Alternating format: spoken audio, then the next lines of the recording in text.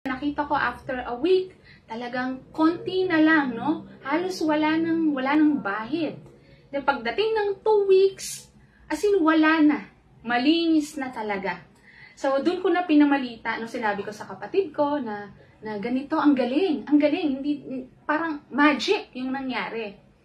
So, syempre, hindi ko naman na-expect talaga na paniwalaan nila ako kasi biruin mo, 10 years kong bit-bit tong sitwasyon na to, tapos in just 2 weeks, napagaling ako ni barley grass.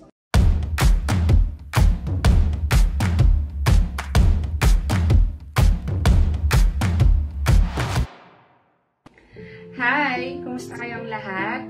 My name is Tuesday and today is January 23, 2019.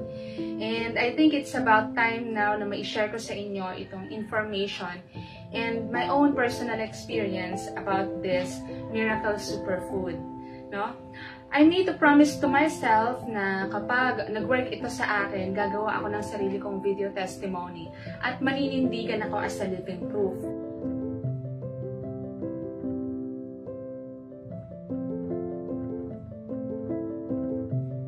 Hinayaan ko na lang yung condition ko hanggang sa na-adapt na lang ng katawan ko yung iritasyon, no? Imagine, almost every day meron akong suot na pads.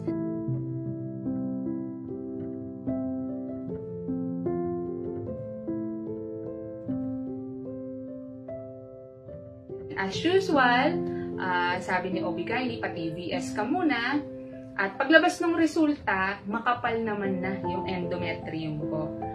So, she advised na kailangan kong mag-undergo DNS. RAS pa yun, yung tawag nung araw, RAS pa.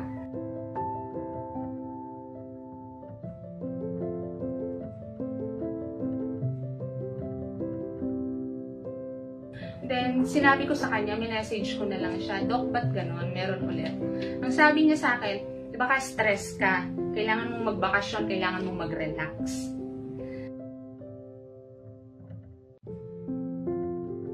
No, yung mga anak ko, sinasabihan ako na, Ma, mukha kang Walking Dead, mukha kang alien, mukha kang zombie, and the worst, kamukha ko na raw si Michael Jackson nung na-deads.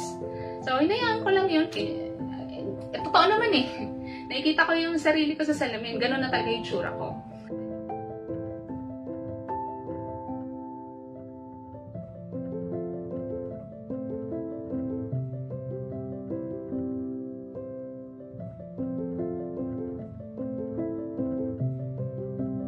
Ang sabi niya sa akin, mag-pills ka muna sa loob ng 6 na buwan.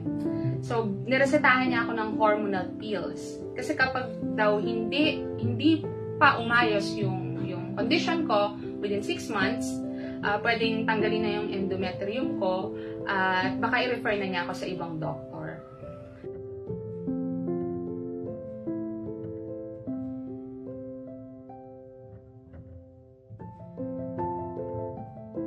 Tatlong buwan lang dahil hindi ko na talaga kinaya yung side effects. So, ito yung tira. Ayan, nakasealed pa. Hindi ko na talaga siya ininom kasi, una, yung side effects hindi ko kinaya. Pangalawa, dun sa 3 buwan na yon, wala namang nagbago sa condition ko.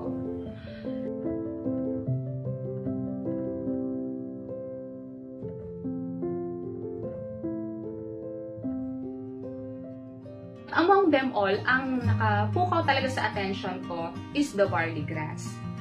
Kasi, according sa nabasa ko, ang barley grass ang number 1 na masustansyang pagkain sa balat ng lupa, diba? Dito sa mundo, dito sa ibabaw ng mundo.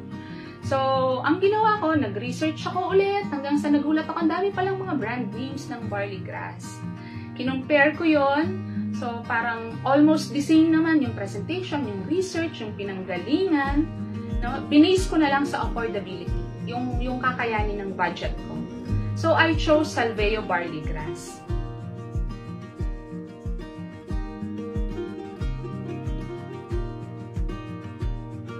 Nag-start ako mag-take October 28.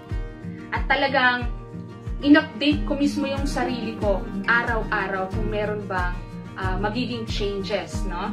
Sa pag-take ko ng Salveo barley grass. At hindi ako makapaniwala in just 3 days, nakita ko may pagbabago na. Na-excite ako at the same time, hindi ako talaga makapaniwala. Kaya nanahimik na lang ako. Wala akong pinagsabihan. Pinalipas ko muna yung 1 linggo hanggang sa nakita ko after a week, talagang konti na lang, no? Halos wala nang bahid. Pagdating ng 2 weeks, as in wala na. Malinis na talaga.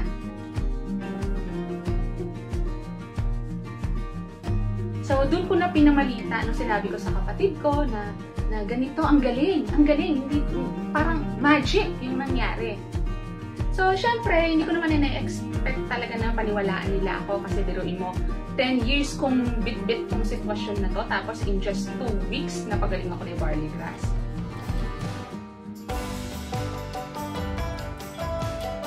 That time, excited na akong gumawa ng testimony, pero pinigilan ko yung sarili ko kasi nga naman, di ba, 2 weeks pa lang, baka pagtawanan lang nila ako.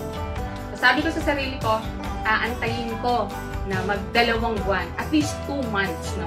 Pag nagtuloy-tuloy to na okay yung sitwasyon ko, tsaka ako gagawa ng testimony. Hindi ko na namalayan, magta3 buwan na pala ako ngayon, no? Sa loob ng almost 3 months, no, health partner ko lang si Salveo Barley Grass. At masasabi ko talaga na ang gaanong pakiramdam ko, I feel energized every day. Tapos nagkaroon na ng buhay, nagkaroon ng kulay yung balat ko, yung itsura ko, no? Napansin din ng kapatid ko na parang blooming daw ako. So, sa pakiramdam ko naman talaga, I feel healthy. Kaya, siya na yung naging ko talaga partner at siya na yung substitute sa dati kong multivitamins, ang Salveo Barley Grass.